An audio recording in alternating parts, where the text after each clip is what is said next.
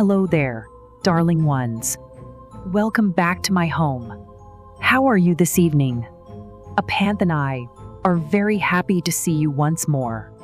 I have been looking forward to sharing this poem with you. As promised, this week's narrative is not about vampires. It is, in fact, about a demon of a rather unique variety.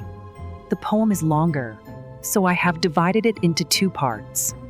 Tonight's episode is part 1. So, find your coziest pajamas, grab yourself a drink, raid your secret stash of chocolates, and settle in to hear The Soldier and the Demon.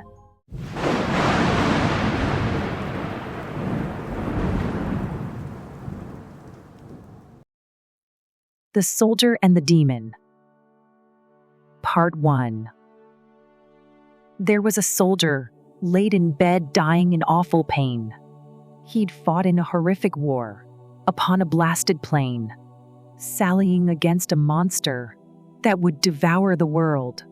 He'd left behind no wife or child, not even a dear girl.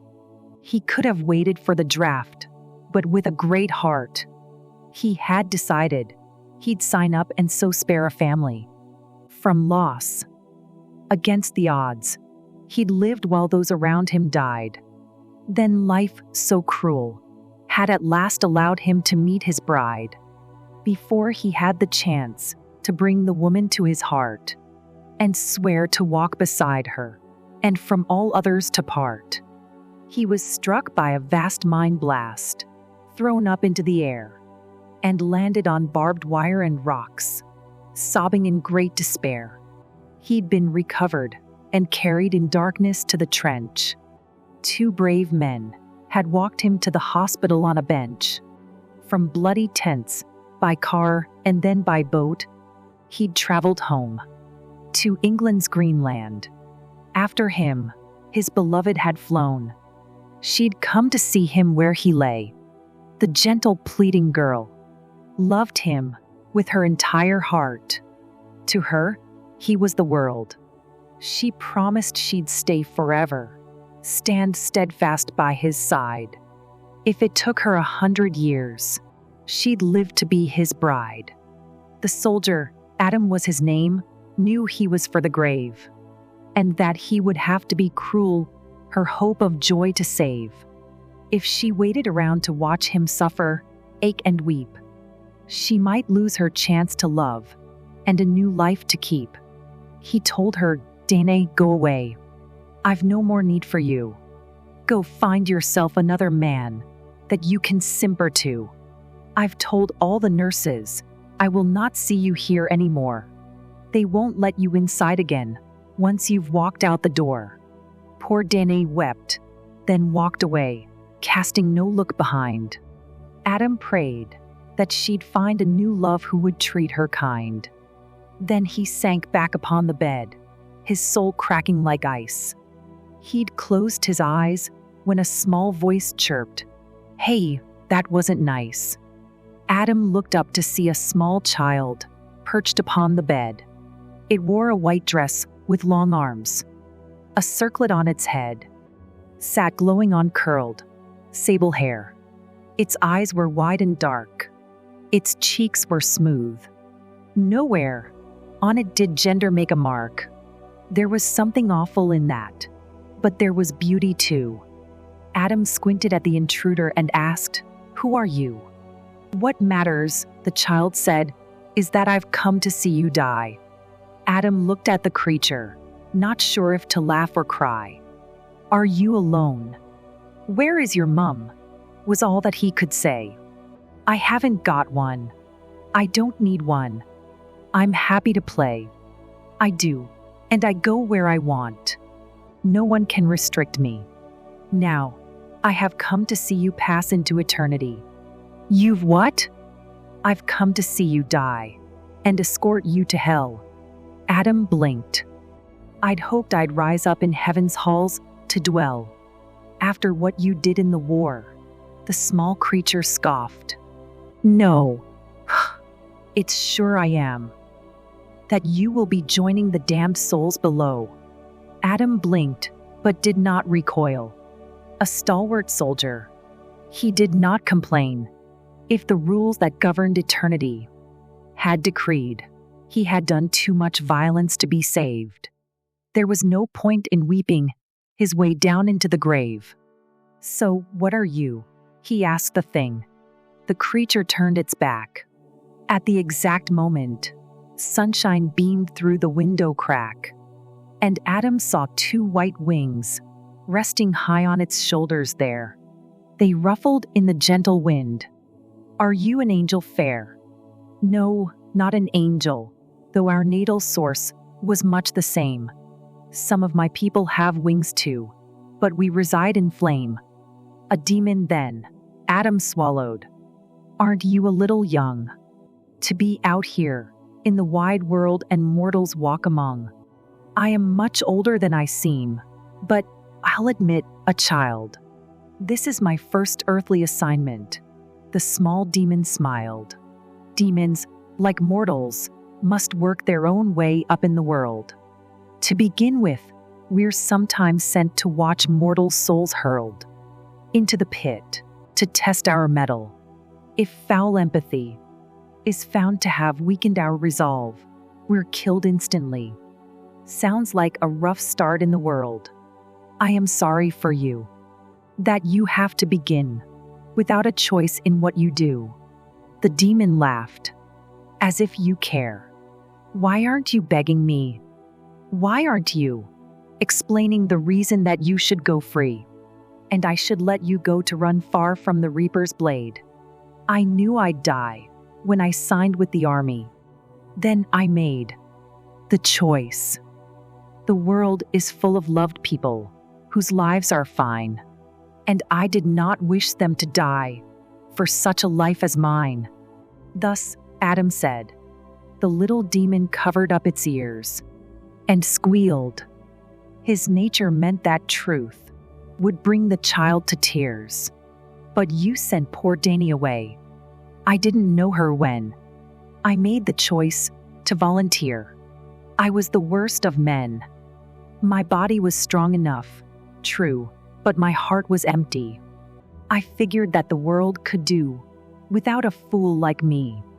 By the time I had met Danae and thought to hesitate, I was fixed on a forward course, and it was far too late. Still, as weak and foolish as I was, when she smiled at me, I couldn't help but long to see my tail end differently. I warned her that I was no good, but she held me so tight. She was not going to leave me, she said. I could not fight. Such gentle and determined grace. I fell when she told me. As soon as I'd survived the war, she'd gladly marry me. But now I'm dying. If I let Danae stay, she'd see the pain and waste her time in mourning me when she should start again. She will hurt for a while, I own, but in time she will heal. And this time, I pray God, she'll light on a man who is real. In his kindness and true intent, he'll make Danae happy. Soon enough, she will forget she knew a poor man like me. You mean, the demon asked, you chose all alone here to die, rather than let your Danae stay, for you'd not see her cry. Danae gave me my only happiness in this cold world. I'd give anything to keep harm from that dear, gentle girl. Even spend your last hours alone, in bed, howling in pain. Even that, Adam answered him. But please, don't ask again. Adam was silent for a while. Then he asked the small thing if it possessed a Christian name.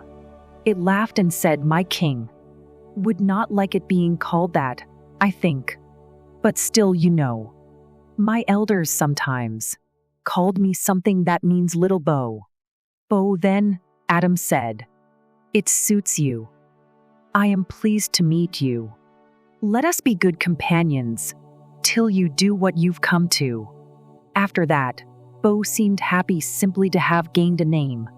He fluttered, hidden, round the room, making a silly game of peering at the other men in hospital beds there.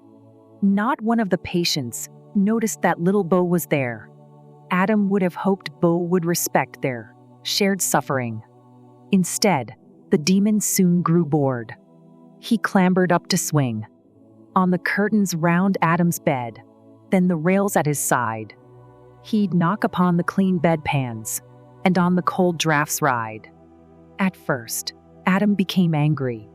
He told Bo to calm down, that people were trying to rest, and he would make them frown.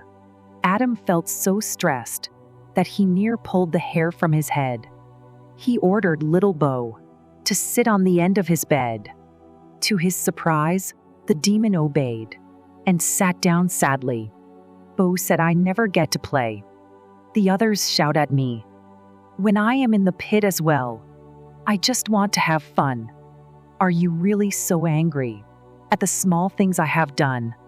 Then Adam's heart was struck with guilt. He pondered what he could do to give the demon a chance to play as children should, reminding himself that the demon was, in fact, a child. Adam sought to remember the few times that he had smiled in his youth. That done, he shared with Bo all of the stories he'd told the young orphanage boys to see that they were pleased. At first, the demon boy was calm. He barely twitched an eye. At times, he sighed as if bored. Other times, he watched the sky. But finally, he giggled. Then he tittered and then guffawed and shook, holding onto his belly, rolling on the floor. Despite his body's awful pain, young Adam smiled to see the little demon act the way that every child should be. Adam told Bo if he must roam, then he could play outside, but that he must respect the men who were sleeping inside. Subscribe to become a delicious darling. Okay, so that's the first part of the poem. What do you think? Have any of you ever seen something strange while ill or in hospital? If so, I would love to hear about it. Today's word for the comments section is wings.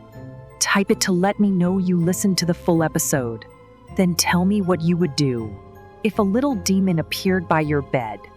A panthen, I would consider it a personal favor if you click like and subscribe and hit the notification bell. It is a pleasure to watch our little family grow. We would love it if you joined as an official delicious darling. I have a lazy evening planned. It mostly involves watching television and eating strawberries and cream.